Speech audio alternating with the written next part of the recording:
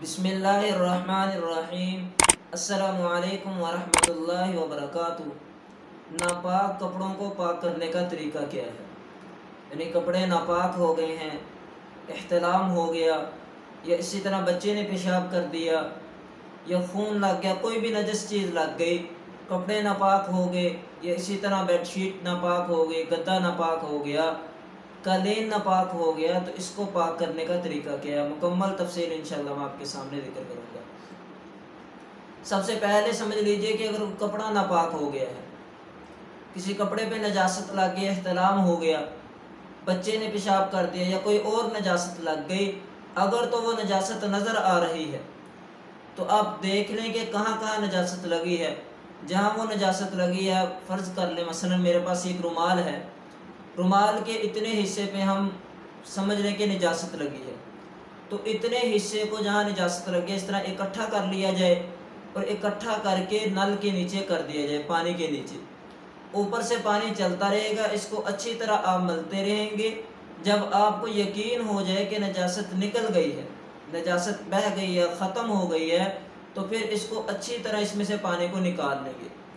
اچھی طرح اس میں سے پانی کو نکال لیں گے تو یہ کپڑا پاک ہو جائے گا۔ جبکہ آپ کو معلوم ہو کہ نجاست یہاں لگی ہے تو اتنے حصے کو اچھی طرح دھو لیا جائے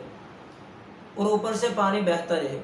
3 دفعہ اس صورت میں دھویا جائے گا کہ اگر آپ سارے کپڑے کو دھونا چاہ رہے ہیں، یہ تو تھا کہ کپڑے کے ایک حصہ پہ نجاست لگی ہے اور آپ کو نظر آ رہی ہے اور آپ اتنے حصے کو دھونا چاہتے ہیں، تو پانی کے نیچے کریں اور اس حصے کو اچھی طرح صاف کر کے اس میں سے پانی کو نکال لیں تو وہ کپڑا پاک ہو جائے گا۔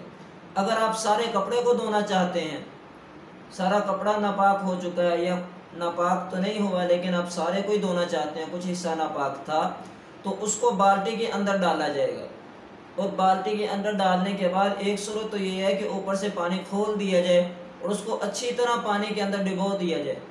کہ وہ پانی کے اوپر نہ آئے، اچھی طرح پانی کے اندر رہے، اس کا کوئی حصہ خشک نہ رہے، اور اتنا پانی بہہ جائے جتنا 3 دفعہ پانی بہنے کی مقدار ہے، خوب پانی بہہ جائے اور آپ کو یقین غالب گمان ہو جائے کہ نجاست دور ہو گئی ہے، زائل ہو گئی ہے، تو اب وہ کپڑا پاک ہو گیا ہے۔ دوسری صورت اس کی یہ ہے کہ ایک دفعہ اس پانی میں ڈالا جائے، جو بالٹی میں پانی ہے، اچھی طرح اس کو مل لیا جائے اور بعد میں اس کپڑے کو نچوڑ لیا جائے اور پانی کو بھی بہا دیا جائے، دوبارہ پھر دوسری دفعہ بالٹی میں پانی ڈالا جائے اور کپڑے کو بھی ڈالا جائے، اس طرح 3 دفعہ کیا جائے تو کپڑا پاک ہو جائے گا۔ یہ مسئلہ تھا جبکہ کپڑا ناپاک ہوا ہو، بچے نے پیشاب کر دیا کسی بھی صورتحال میں۔ دوسرا مسئلہ یہ ہے کہ اگر کسی بچے نے گدے پہ پیشاب کر دیا یا قالین بچھا ہوتا ہے اس پہ پیشاب کر دیا، اب ظاہر سی بات ہے گدے کو نچوڑا تو نہیں جا سکتا، قالین کو بھی نچوڑا نہیں جا سکتا، تو ان کو کیسے پاک کیا جائے؟ فقہا نے یہ لکھا ہے کہ گدے کو ایک مرتبہ دھویا جائے گا، پھر اس کو خشک ہونے کے لیے ڈال دیا جائے گا، دھوپ میں یا کہیں بھی رکھ دیا جائے گا کہ وہ جو اس کے اندر پانی ہے وہ اچھی طرح نچڑ جائے۔ جب وہ پانی اچھی طرح نچڑ جائے گا، نچڑنا بند ہو جائے گا، پھر اس گدے کو دوسری مرتبہ دھویا جائے گا۔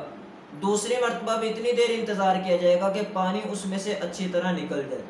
اسی طرح 3 دفعہ، تو 3 مرتبہ گدے کو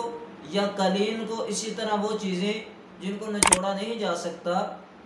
ان کو دھونے کے بعد اتنی دیر رکھا جائے گا کہ نجاست ان میں سے نکل جائے، پانی اچھی طرح ان میں سے خشک ہو جائے، بہہ جائے، ٹپکنا بند ہو جائے، تو ان کو پاک سمجھا جائے گا کہ وہ چیزیں پاک ہو گئی ہیں۔ تو یہ کپڑے پاک کرنے کا اور وہ چیزیں جو ناپاک ہو جاتی ہیں ان کو پاک کرنے کا طریقہ میں نے آپ کے سامنے ذکر کیا۔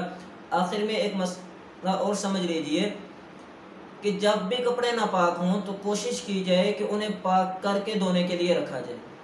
اس لیے کہ اگر آپ نے ناپاک کپڑے ہی رکھ دیے تو مشین میں پاک اور ناپاک کپڑے اکٹھے ڈال دے گے تو وہ سارا پانی ناپاک ہو جاتا ہے۔